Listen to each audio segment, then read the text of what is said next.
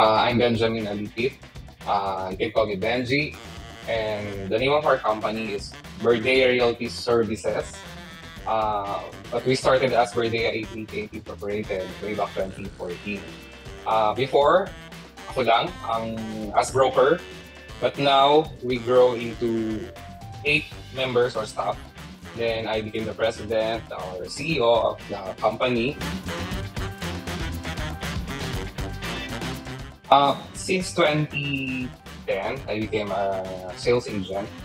Then, noong 2011, PRC offered a licensure exam for the brokerage. Then I passed, then I became a licensed broker since 2011. But then one of my friend, na sales agent na siya actually, sinama niya ako sa mga viewing niya or taping na tinatawag ngayon. Na-amaze ako and I felt na gusto ko rin magbenta ng magagandang bahay. Nung nakapasa ako, pinagbuti ko na lang and then after 2 years of having my first sale, nagtuloy-tuloy naman na siya. So up to now, hanggang sa lumaki na kami into company na, hindi na lang a single proprietor.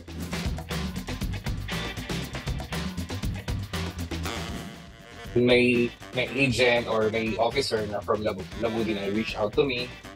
Then, nag-start ako ng basic package na ino-offer ng Labudi. And then, from then on, nakita ko yung benefits na maganda.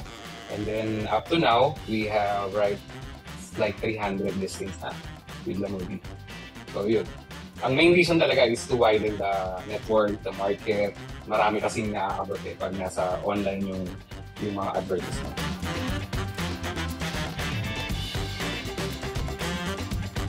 Since 2018, I started in Labudi. My experience, syempre, maganda kasi most of our sales came from Labudi talaga.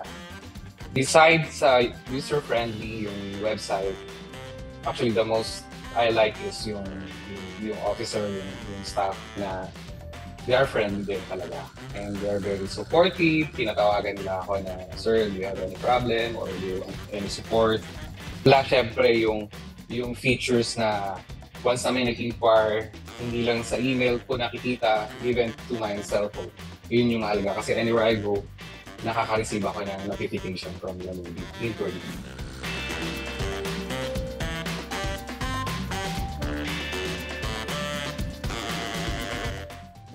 The worst thing was, naranasan ko na kasi I'm from Cavite, so from Dasmariñas to Bacoor, nilalakad ko yun just to do flyering. So I give flyers to each store or person na matadaanan ko or makikita ko along the way going to Bacoor din, pabalik ng Dasma, just to make a sale. Ganun kahit. But unfortunately, for 2 years, wala akong nakuha for that kind of sales or strategy. Until dumating nga yung social media, doon nag-start talaga siya, ang mga sales na dumating. Then, kailangan mo nilang sipagan. As I said earlier, na-widen yung network namin, maraming nag-reach out na mga clients, marami rin nakakita sa advertisement and mga properties na binibenta namin. And ganun din naman sa mga gustong magpabenta ng properties, madali sila naka-reach out to us as broker na hindi sila nahihirapan kung kanino nila ipapabenta yung mga properties nila. And then, that's the biggest help of Labudi and digital marketing in this age.